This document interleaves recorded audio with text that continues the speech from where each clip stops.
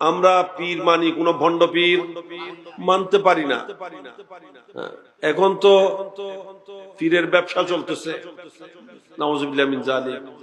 যোগ্যতার ধারে কাছে নাই, বস শুধুমাত্র পৈতৃক সম্পত্তির মতো বাবার পরে ছেলে বসে গেছে আসনে, আর পীরগিরির ব্যবসা করতেছে, নাউজুবিল্লাহ মিন যালিক। লা হাওলা ওয়ালা কুওয়াতা ইল্লা বিল্লাহ। না শরীয়তের ইলম, না তরিকতের ইলম, না তরিকতের চর্চা, কিছুই নাই। এমন পীরও দেখা যায় মুখের দাড়ি রাখারও প্রয়োজন মনে করছে না, নাউজুবিল্লাহ মিন যালিক। লা হাওলা ওয়ালা কুওয়াতা ইল্লা বিল্লাহ। অবাধ মহিলার সাথে মেলামেশা, বেপর্দা মহিলার সাথে উঠা বসা,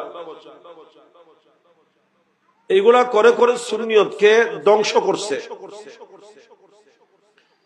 আর আমরা ওই সমস্ত মল্লা যেগুলার মধ্যে কোনো যোগ্যতা নাই সেগুলাকে বড় হুজুর মনে করে দাওয়াত দিয়ে দিয়ে সুন্নিয়তের তেরোটা বাজায়, ঠিক কিনা? এগুলার ব্যাপারে আমাদের সতর্ক হওয়ার দরকার আছে না নাই? আর আরেকটা গোষ্ঠী শুধু ফাটাফাটি দলাদলি সৃষ্টি করার মধ্যে, সুন্নিয়তের মধ্যে বিবাদ সৃষ্টি করার জন্য পায় তারা।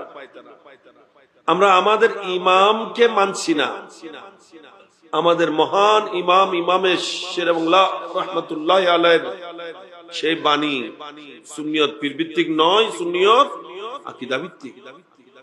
আজকে এইটাই যদি আমাদের মন্ত্র হয়, সূত্র হয়, এই সূত্রে যদি আমরা ঐক্যবদ্ধ হই, আমার আগে যে আল্লামা বদরি সাহেব বলেছেন যে বাংলাদেশের কোন ময়দানে সুন্নিদের জায়গা সংকুলান হবে না যদি আমরা সুন্নি সবাই এক হয়ে নামি, ঠিক কিনা?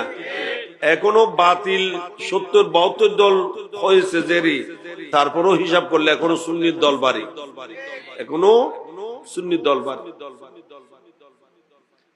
সমস্যা শুধু ওই কিছু কাঠমোল্লা যেগুলা সুন্নিদের মধ্যে শুধু বিবাদ সৃষ্টি করে রাখে, যে এরা আমাদের নয়, ওরা আমাদের নয়, এরকম করে করে ভাগ করে করে পীর ভিত্তিক হিসাব করে করে নিজেদের পকেট বাড়ি করার জন্য এগুলা সুন্নিয়তের 13টা বাজায়।